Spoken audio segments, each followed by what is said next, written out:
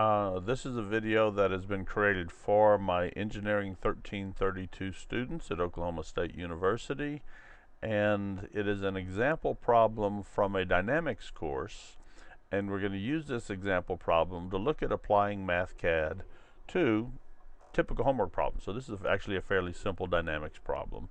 So we'll look at this problem, and even if students haven't had dynamics, they've had high school physics, they may have had physics 1 in college, and so they should at least be able to understand F equal ma and free body diagrams. So we have this vehicle that's going to ride around a curved track. You can read these words if you want. The track has a radius of 100 meters. It's going to travel at 80 kilometers per hour. And this is basically, it looks like a three-wheel motorcycle with an enclosure kind of thing, or a three-wheel car. And the suspension has been designed so that when you're going around a tight turn, the vehicle will lean into the turn and be more comfortable for the driver. So the driver doesn't feel like they're being thrown sideways. What we want to do is, for a given speed and curve, calculate the best angle, lean angle for the car. And so we'll be solving this in MathCad in just a moment, but the beginnings of any kind of a mechanics problem like this is to draw a free body diagram of the object of interest. In this case, it's the person, because we're interested in the forces on the person, and choose a coordinate system. And so we're going to choose a coordinate system where heading to the left is heading toward the center of the circle, and that's going to be called the normal direction for the path, for the circular path. We'll call the vertical direction, which does line up with gravity, the B direction, because we're traveling on a curve. That's not an unusual notation, but gravity acts in that direction. And there are two forces acting on the person. There is gravity, and there is what they feel in the seat of their pants. And we're going to design this angle theta so that the only thing they feel is a normal force.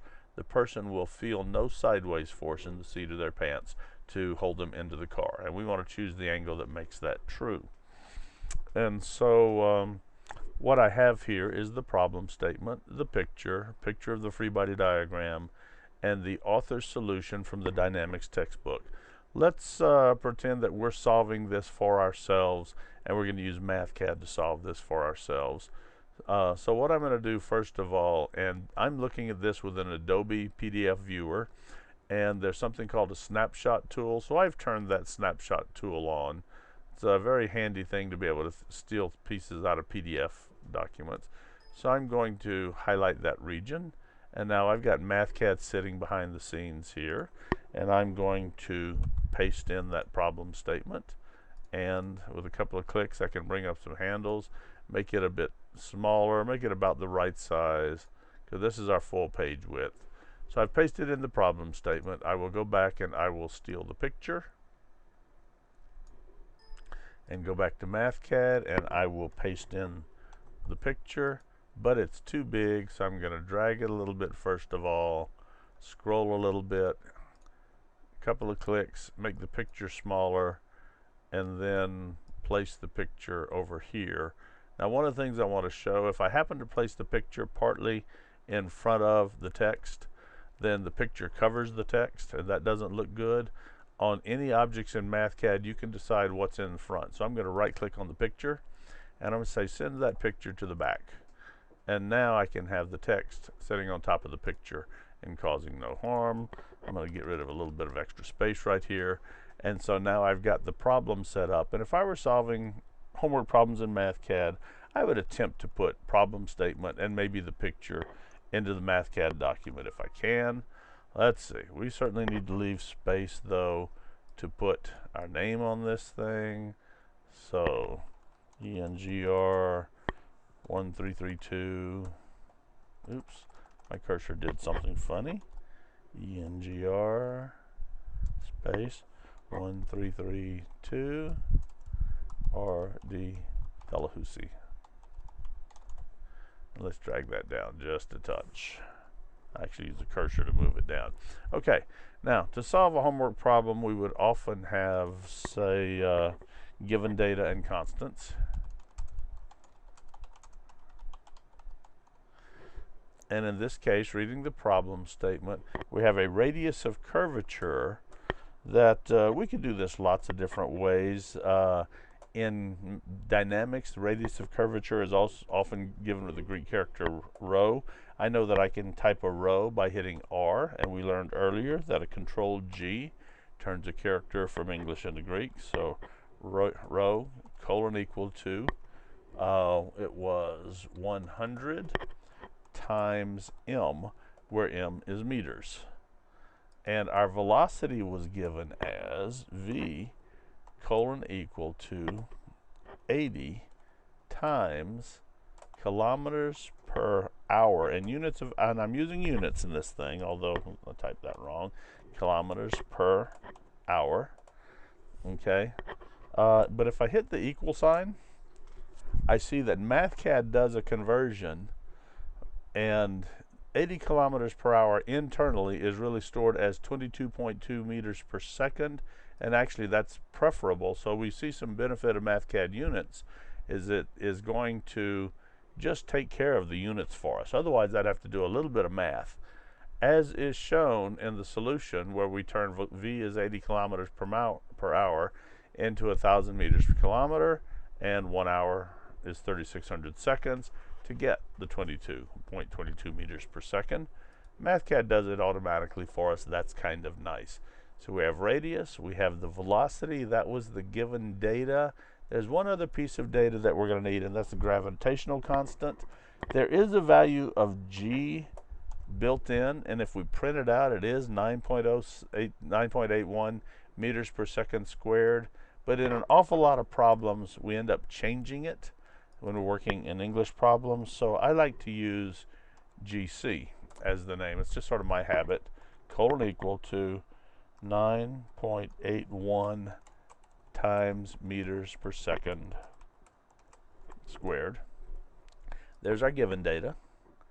And now looking at the solution, let's just look at the flow, the flow of this solution. We're going to calculate a normal acceleration, which from physics and dynamics is v squared over rho. If you didn't remember that, that's fine. Don't worry about it, but we'll do that calculation. Then we're going to sum forces in the horizontal direction and set that equal to mass times acceleration. We will also sum forces in the vertical direction and set that equal to mass times acceleration.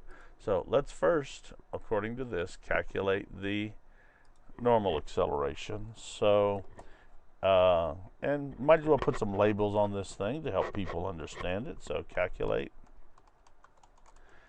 normal direction and accelerations. And now to make this look nice, I'm going to use a subscript. I don't know if I showed you this in the other document. I don't think I did. A period or dot n. If you look closely, I think you can see the dot, but when I click away, that dot goes away. This is just a pretty subscript. So a sub n, a dot n, colon equal to v squared, quantity, over r, control G. And if I print that out, I get 4.938 meters per second squared. Now for an acceleration, that is the right units.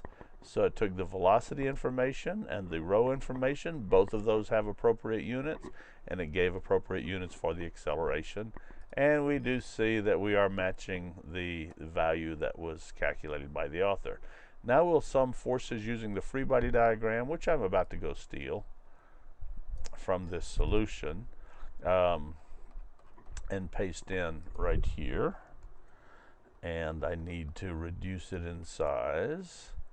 So let's first of all move it, click away, and change its size a bit, and then find a nice place for it. And I'll place a note here that says sum forces, the B direction. Okay, and I'll slide this over a little bit so we can see what's happening here. N times the cosine of theta minus mg. So n times cosine of theta minus mass times gc, which is already defined. And I'm going to use the equal sign used in a given find block because of something I'm about to do. Control equals 0. I'm not doing a calculation. Instead, I'm saying something that's true. Okay, because I'm going to do some symbolic math with this. Now, I use the word mass right here instead of m because m already has meaning. M equals, if I print that out, is 1 meter. And I don't want that to be confused as 1 meter. And so now mass was not given in this problem.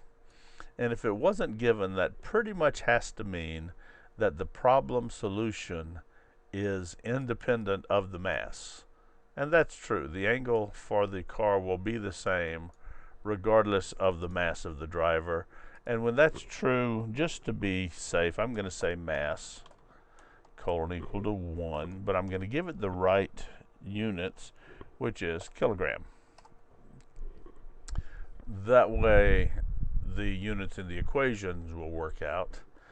And so going back to here, what I'm going to want to do now is what the author did, is solve this equation for the normal force in terms of the remaining terms, and here they are.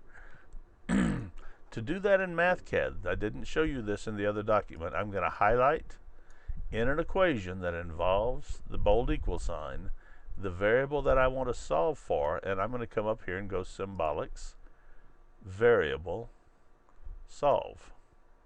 And there it is. And so I'm just going to make a note right here that says solve for n.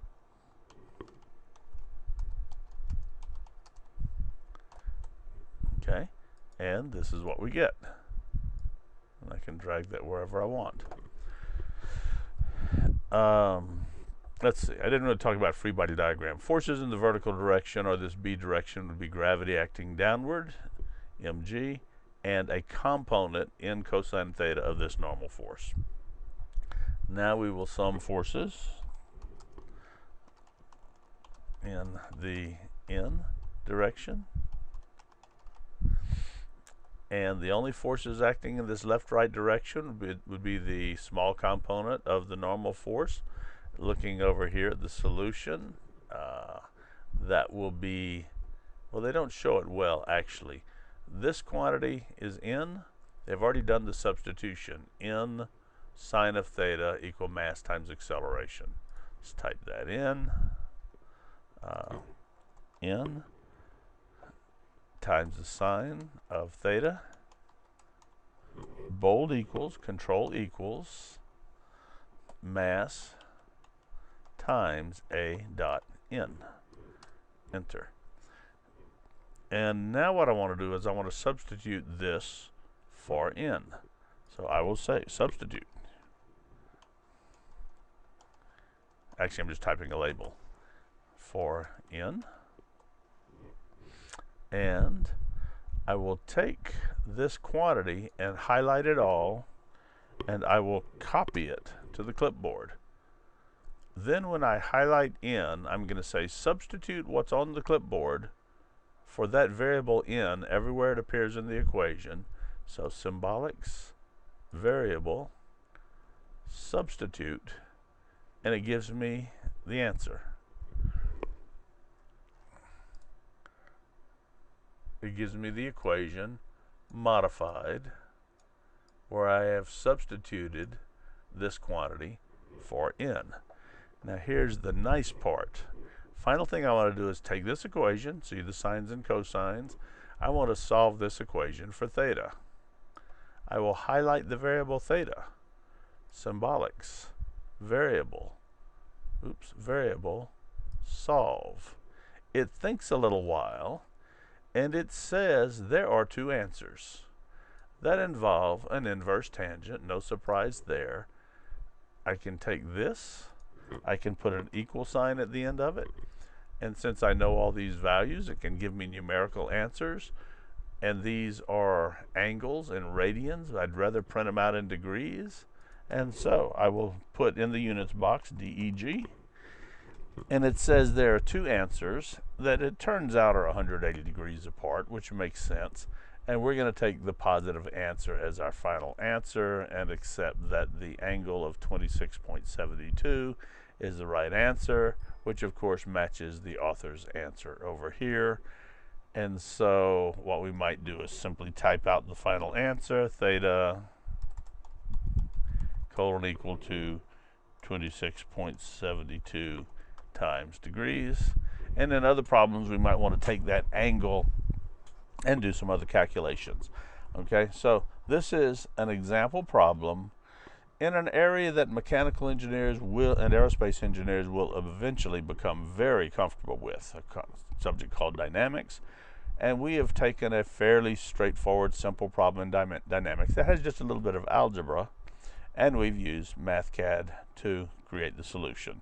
I'm going to ask students to find an interesting homework problem on their own and solve it using MathCad, or I'll simply give them another dynamics problem with a solution to solve. That would be the end of this video.